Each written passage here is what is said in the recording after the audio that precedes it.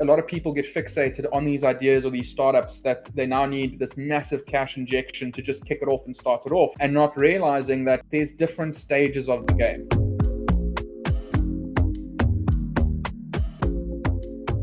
Okay, guys, welcome back to the podcast. It's Capital GPT podcast with Jared Naidu, and it's been a while, guys, but we are back. Today we joined our lovely guest, Josh Harington. We've met at a kind of a venture capital event, and I was shooting photography there, but I was also just chatting to a few people and came across Josh, and Josh had an amazing story, amazing journey. And yeah, I just wanted to get him on the podcast and just get his insights and stuff. So welcome to the podcast, Josh. Um, Thank yeah, you. yeah. I think the best place to start is, who is Josh Harrison? Basically, who are you? What have you done? What are you currently doing? Yeah, I am basically an engineer by trade, mostly software engineering, but I focus on helping founders launch impactful ideas. Hmm. A lot of what I do is based in the startup space. I've spent about 17 years now busy building products, mostly in the startup environments. And I found that a lot of the time projects go wrong more based on decisions and the wrong decisions being made, not even the code that's being written or what you're trying to focus on. Um, my career has jumped around in various different technologies, various different industries, everything from fintech and trading bots all the way through to insurance platforms and policy engines to data migration transfers, and building internal tools for a lot of companies. Um, Most of what I find is that, I don't know the best way to put it, uh, but I guess my edge is the ability to see consequences, right? Mm, So really think down the paths of what decision you're trying to make and what the outcomes are most likely going to be, and figuring out what are the right shortcuts to take versus mm, what shortcuts you take are going to blow up in your face 3 months, 6 months from now. That's going to cost yeah. you a lot more.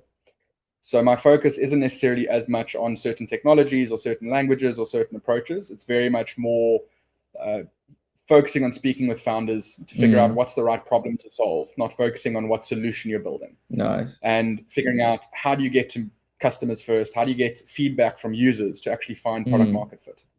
yeah. That's awesome.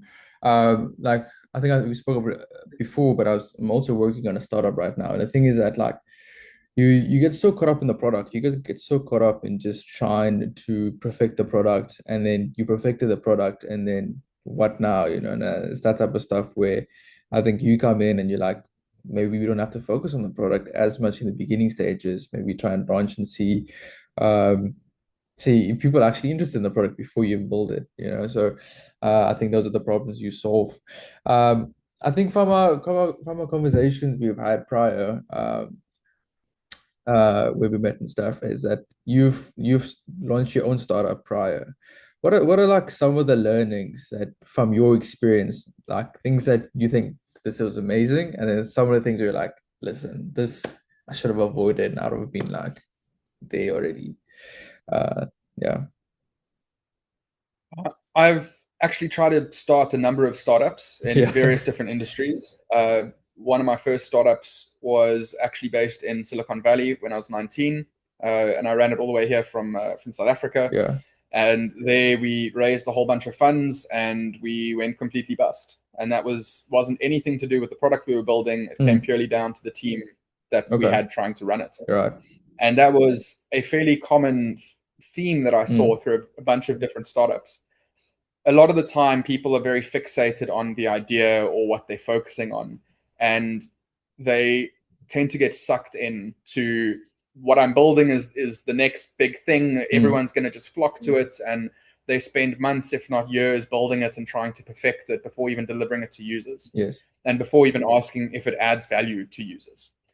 And a lot of the time what I've found is it more comes down to any idea is technically worthless. It comes down to Yes. how you execute on it, right? And you can put down a great idea, you can list down the exact steps of how to reproduce it, and you can publish it online, and almost nobody will compete with you Mm, because it's not about the idea, it's about execution. yeah. So it comes down to how you think through the problems, right? And majority of the time, the various startups that I've worked with and that I've tried to start myself, there are two main things that almost everything got bucketed into. The Mm, first thing is they focused on the solution, not the problem. right? So they focused on, we're building this, we have to deliver this, we promise this in the pitch deck, etc. Even though the market was telling them something different, right? You're trying to build this big grand tool, but we're actually only using this one piece of it. And if you go and you look at a lot of the big grand startups, that is how they survived, right? Discord Yes. wasn't Discord first. Yeah. It was an extracted piece of what they were building originally. And we call that pivoting. There's different ways of referring to it, but really it's listening to the market and taking the feedback and figuring out what the right next move to make is. Mm. And I think most startups fail to actually pause and listen to the market and listen to the feedback they're getting. They start off with an assumption, they get this grand idea, and they might spot an opportunity. And they think, cool, I need to go and execute on that. And they go full, balls to the wall. I'm going to get this done. I'm going to build this to the massive thing overnight. And they spend months of their lives focusing on that idea, that startup, that whatever they're building and whatever it is. And no one comes to it. No one hops on. It doesn't take off. It's completely dead in the water on launch. And then you find a whole bunch of other places and industries and people that just seem to make a success out of anything they touch. But it's because what I found is it's not their ego that's controlling what they're building. They start off with an assumption, they test it really quickly, and they're able to take the data and change what needs to be changed to actually move forward, right? In the day and age that we are now, everyone is focusing on raising funding. Everyone's focusing on, I can go and get backers to do this, and we're going to be grand, and we're going to build all the stuff and get it going. But the fact is, cash flow is the closest thing to truth. Like, if you have customers paying you for what you're building or what you're doing, and they're using your product, that is proof. That is something tangible. Whereas if you just keep raising funding to keep getting to the next step, you're not necessarily sure that what you're building is sustainable by itself in its own legs. So a lot of what I end up doing is going into startups and helping them figure out what are those assumptions that they have that are incorrect up front. What are the things that they're building that's actually causing the delays and causing the problems, and how to simplify that to ship the bare minimum viable product, right? Your MVP. But not in the sense of how everyone used to say it, more in the sense of you need to launch today with something of value, something solving a problem. But how you test that can look very different, right? You don't need to first go and launch the absolute full end infrastructure. You can start off with a landing page in some instances. But there's other ideas you're starting that a landing page isn't sufficient. You need to start off with some kind of product, right?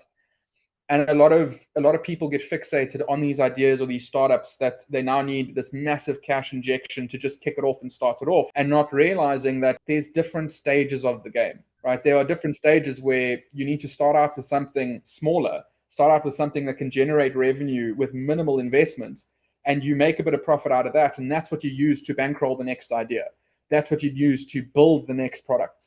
And eventually you get to the point that you're able to bankroll yourself and cash flow all these big grand ideas you want to do without needing to go and raise funding. Excuse me. A lot of founders I've met, they'll go and they raise a whole lot of funding, and they use that funding to figure it out. And then they burn bridges. They land up in really bad positions that now they're on the hook for millions of dollars. And they figure out, like, but why does everyone else seem to get the success and I can't? But it's because that funding blinded them to the actual problem, right? That funding allowed them to focus on the solution they were building. It didn't allow them to focus on what value are users actually getting out of our product, and is it working for them? And that is a very big difference in terms of how you approach the problems. And one of the ways I could try and explain it, there's a number of these massive success stories of people taking a couple of $100 and turning it into millions, right? And we think, oh, it's an absolute wild, stroke of luck. And I don't think it's a stroke of luck. I do feel that a lot of us are connected, right? Where you have an idea for something, you don't execute on it, and a couple of months later, you see 3 or 4 companies launch with that idea. And you're like, oh, I missed it, right? They stole my idea. They didn't steal your idea. It was just the right timing for that concept. If you constantly get stuck in the position of, I'm now jumping to a new idea because the previous one didn't work out, and I'm going to do whatever I can there but you're not focusing on the right tasks, that one fizzles out and you jump to the next one, and that one fizzles out and you jump to the next one. That is valuable in a sense of you can pull a lot of learnings out of it, but it's a complete waste of time if you don't take the time to take the learnings out of it. So you need to prepare yourself to be able to seize the opportunity when it arises. And a lot of the time you will find yourself in that position where you have this great idea, it's a great opportunity, but now you can't execute on it because you don't have the cash flow, you don't have the right resources, because you're not in the position to seize that opportunity. And instead of focusing on, oh, poor me, I can't do this now, this isn't working, being able to accept that and go and find an opportunity that you can focus on, because there are problems in the world to solve. And if you can solve problems for people that actually they get value out of, you can make money, right?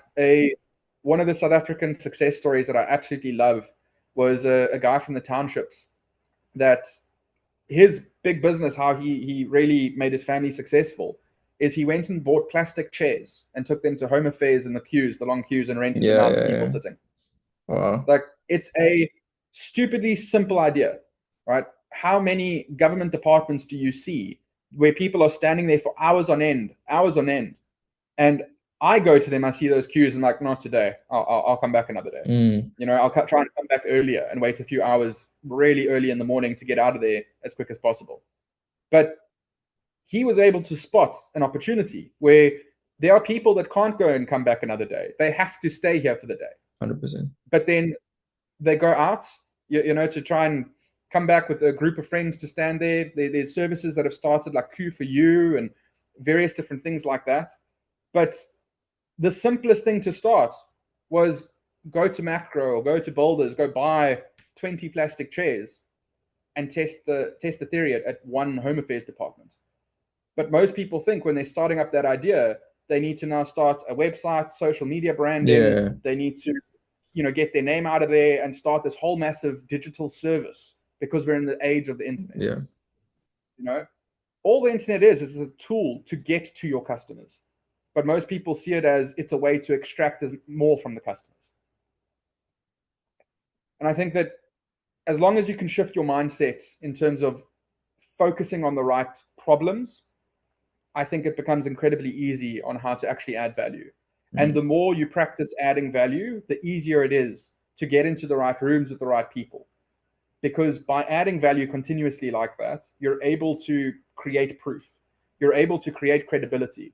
And then it becomes, you know, people around you, opportunities are always presenting themselves. But it's up to you if you're open and ready to seize those opportunities.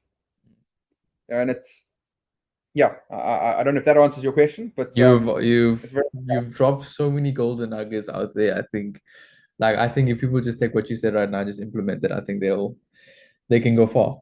I think a follow-up question based off of what you're saying now, or basically I think questions that most Africans would have, right, is that like there's the information that you're giving out now, right, of how to build, what you should do, what you shouldn't do, right? And I think firstly, South Africans watching this and seeing I got funding from Silicon Valley, right? I think that's firstly, like, for some people it's very extreme to be like, how the heck did you do that, right?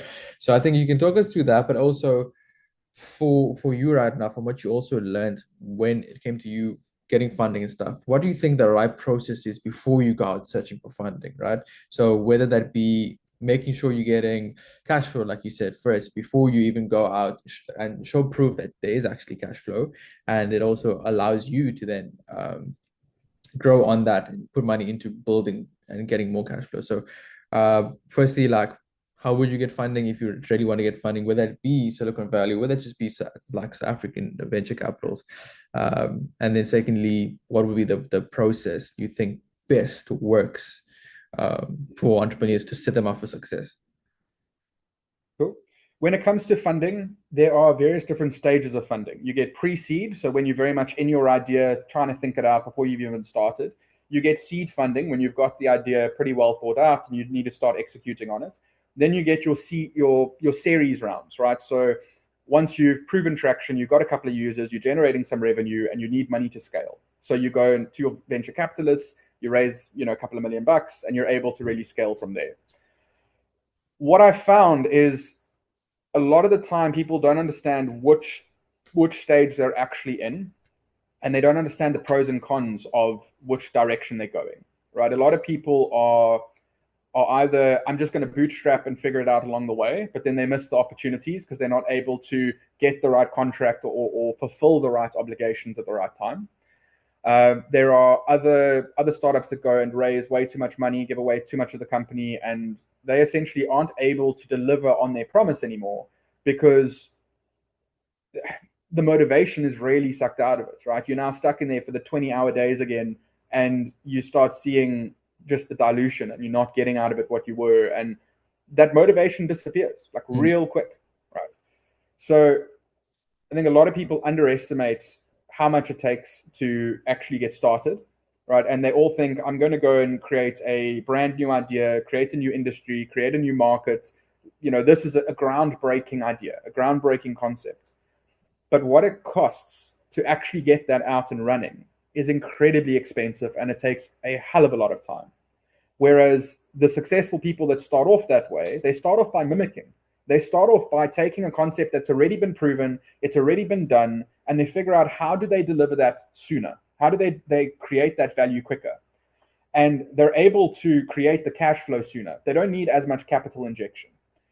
Where it comes to capital injection, they also go to the wrong places.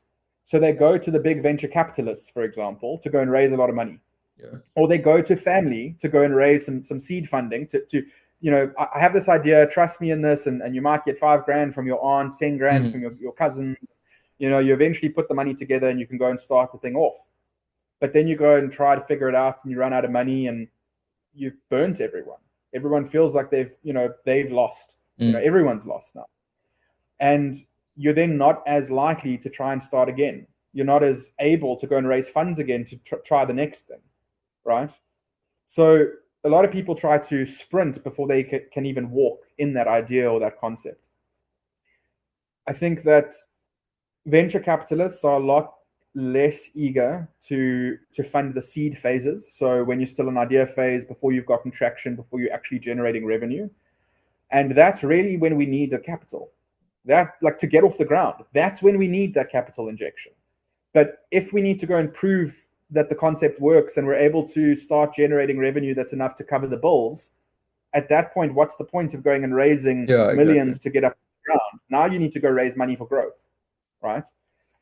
And if you go and raise the funds too early on, you start having to give away way too much equity for the value you're getting on.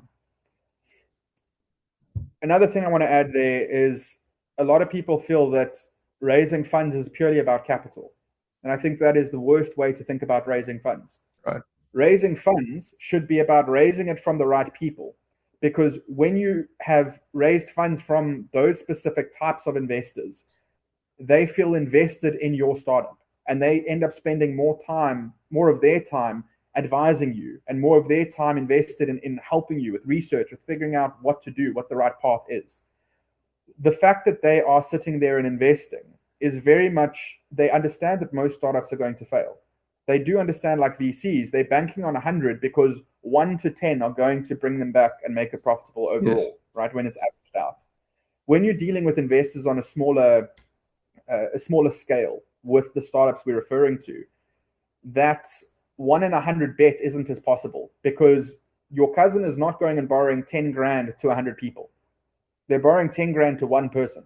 Yes. And the chance that one startup or that one idea is the one that is successful out of the 100 is highly unlikely, right? So you need to figure out, you need the cash flow and you need to be able to survive long enough to get the market feedback and pivot as you need to so that that idea solves the right problem for the right customer persona and is able to sustain itself onwards. There are multiple ways to actually raise that funding. If you're able to have the right skills to be able to live below your means and put money away to build the buffer period so you can spend your time focusing on that, that's one way of doing it. The other way is really minimizing your time outside of your commitments and spending that on working on yourself and working on your ideas. That's very much the path I took, where I I really had to just spend more time focusing on my own projects, focusing on my own ideas, learning and upskilling, and really it was the 3 to 4 a.m. mornings, that you then turn everything off, go and sleep for a couple of hours and get up for work. And Yeah. it was like that for years, for over a decade. Mm. But that is only really starting to really show results over the last year or two.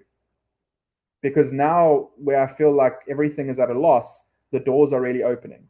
But the doors are opening because of all of that proof. Because Mm. the people I worked with half a decade ago are the ones that are running into problems now. And they're like, actually, I know someone that's able to solve that. Go speak to them. And Right. now, without having to advertise, work just keeps coming. Right. But it took years of seeing that magical paycheck or those great numbers, or going and doing that and realizing that that is a trap, that I can go and try to do that, but then I lose all of the time to actually focus on building the craft, to actually focus on learning what I need to learn to be able to deliver, right? A lot of people end up taking that big bag up front and then realizing down the line the strings that it came with, and realizing how horrible life is, and they don't actually want to live that way. But then they're stuck. Lifestyle creep has crept in. Yes. The just to maintain that standard of life now, and the expectations, the social expectations around, it's near impossible to change your position and pivot. And then you end up just wasting your life away. So when you think about raising funds, I think you need to change your mindset on what you're raising for and where you're raising from. If you're going to raise large amounts, focus on who can add the most value, not in terms of money, but in terms of advice for what you're trying to do. Because if it's something they're aligned with, if it's something they're interested in, and they then invest in it, they are going to give more of themselves into what you're doing. And you cannot pay for that. You cannot buy that. The advice and learnings that they bring to the table at that point in time is worth more than whatever they invest in your startup. If you really need a large capital injection to get up off the ground, to actually get rolling, I think the best thing to do is to go for grants and funds, not from investors, but more from universities, governments, all of that. There are multiple grants, literally in almost every country, that are focused on trying to help founders start and do certain ideas, to explore different things. And if you're able to figure out what are the right grants you are aligned with, figure out what ideas you're working on that really fit what they are looking for, and then you need to be able to spend the time to actually focusing and build the right offer, build the right proposal to get into that round or that grant. That then comes with a lot less strings. That then comes with, if it blows up in your face, you can try again. Nice. And that is a completely different scenario from betting it all and gambling the house and being part of that 99% that fails and not having the opportunity to try again. The game of entrepreneurship is not getting success. It is the journey. 100%. It is being able to survive the downtimes. And the only way to do that is to build the habits that allow you to adapt when you need to. It's when you can see the writing on the wall, start downscaling. It's not about the things. It's not about the status. It's about literally being able to wake up in the morning and decide, I'm going to work on this idea today. I'm going to focus on this. I'm going to go and find that opportunity. The opportunities are endless. Everyone is like, oh, but your history is why you get to see that, right? All it is it's about being in the right mindset so that you're able to make the right next 1, 2, or 3 moves. Everyone's focusing on, how do I get to move 100? Yes. And that is always daunting. That is always a gamble. And chances are you aren't going to be able to jump 100 steps in one go. Almost ever. Yeah. But if you're focusing on what 5 steps can I take this week, and that ends up compounding, you might not get to 100 steps, but being at step 70 or 80 is a lot better than still being at step 5 10 years from now. Sure. So I think a lot of people focus on they need money to start. It's not about the money. It's about being able to spot the right opportunities, and then being in the right mindset of going, cool, you need to live life, right? You need to still enjoy and have the right people around you. but you need to catch yourself before going, $1 million came in, I'm going to go spend it. I'm going to now go buy the nice car, the nice house or something. You need to build the buffer. That was a mistake I made, where lifestyle creeped in and, had to lose everything multiple times. Yeah. So that's the one thing. You can get money from almost anywhere. I truly do believe. And an example I do like to tell every now and again is a few years ago, we had a bit of a hacker house, a whole bunch of people living together to try and build ideas and concepts. And, it didn't really go according to plan. But one of the things I really enjoyed is we went away for a New Year's party, and it was a music festival. It was in the Drakensberg called Smoking Dragon. And they basically ran out of ice on day one. And it was incredibly hot. It was just disastrously hot. And they had a guy there called the Iceman or something, and he was, chipping away at ice for people, for individuals. But literally, in the first night, the bars were running out of ice. He was out of ice, and for the rest of the weekend, it was warm drinks. So the next morning, well, firstly, just leading up, going to that event, I paid for almost everyone's tickets. I paid for, the tents, the camping, the fuel to get there, I bankrolled everything. Yeah. And that cost me a lot.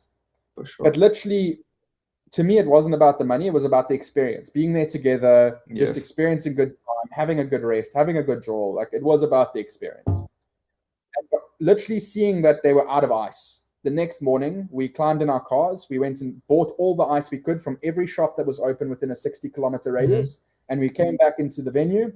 We went and we sold ice to some of the bars.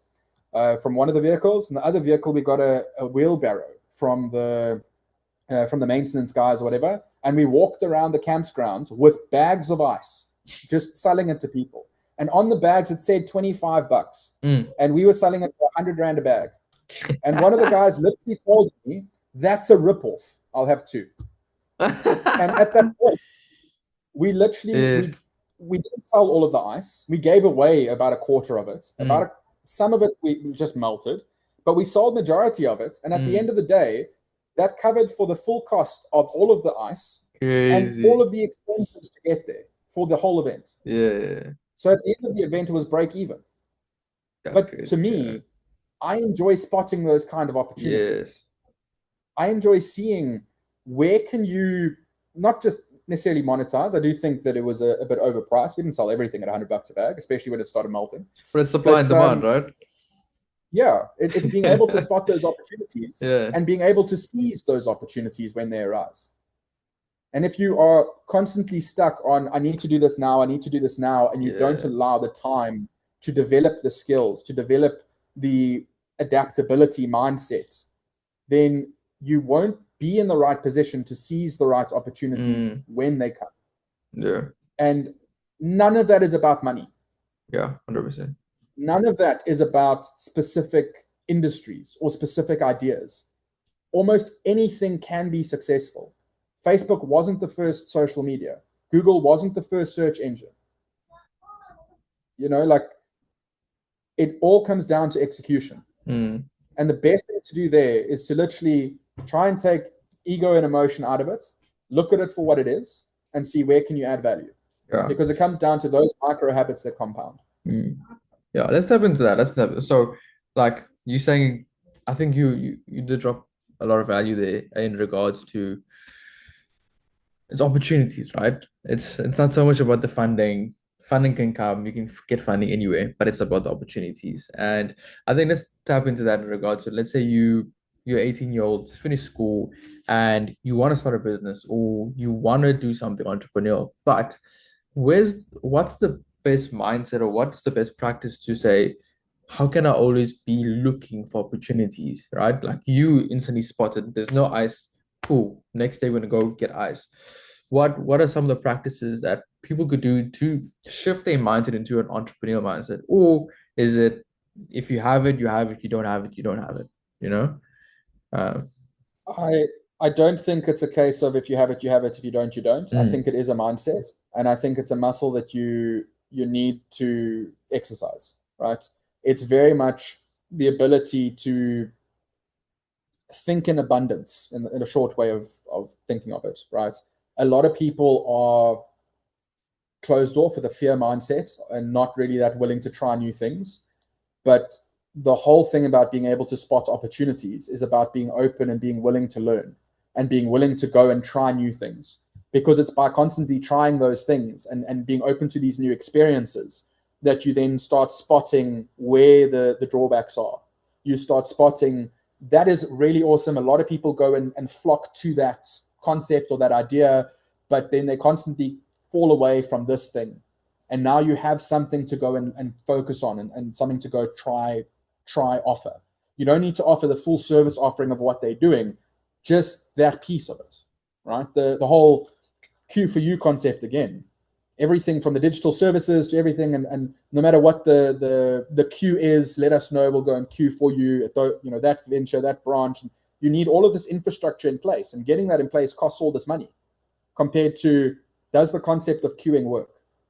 Queuing for people. Yeah. Go to one of the departments and go offer to stand in line for someone. 100%. Will they pay you for that? Like, there are cheap ways of validating those ideas, but unless you are in that mindset of, why I say the abundance mindset is, it's not about competition. It's not about fear. It's not about, I need to keep this idea to myself so no one else gets it and no one else executes on it. Because there is more than enough opportunity for not everyone to do the same idea, but for multiple people to be doing the same thing. It's very much a thing of rising tides lift all boats, right? And when in that entrepreneurial mindset, that mindset of being able to spot opportunities, if you are closed down and you're constantly reserved and not willing to give, not willing to let other people see those things, you're not going to have the back and forth with people, and you're not going to have those cogs in your mind turning over time, being able to spot that wasn't the right idea, but it was down the right path. It was just slightly different. Yeah. So it's really, the more you can expose yourself to, and the more problems you can start seeing, the more patterns you start picking up. And it's by picking up those patterns that you then are able to apply the same kind of fixes across the board, right?